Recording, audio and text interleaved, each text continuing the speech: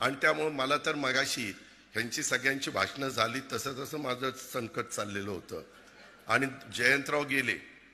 मला वाटलं की मला एकाने सांगितलं, रोहितने सांगितलं, जयंत पाटलांचं 12 वाजता काय हेलिकॉप्टर आहे आणि मला त्या हेलिकॉप्टरमधनं जायचं. अर म्हणलं माझं भाषण ऐकायला नेमकी ही दोघं नाही आहेत आणि मी तर हे सगळं ठरवलेलं होतं. ही बोलून मात्र गेली. त्याच्यामुळं पण ते आली. शेवटी माझं नशीब फार चांगलं आहे, कसं का होईना ते पुन्हा जुळूनच येत आहे. मित्रांनो, मला एवढंच सांगायचं, मगाशी ह्यांनी तर महाशयांनी सांगितलं, आवाजात प्रेमळपणा असलेलं देखणं नेतृत्व. जयंतराव पाटील, आम्ही काही देखणे नाही आहे.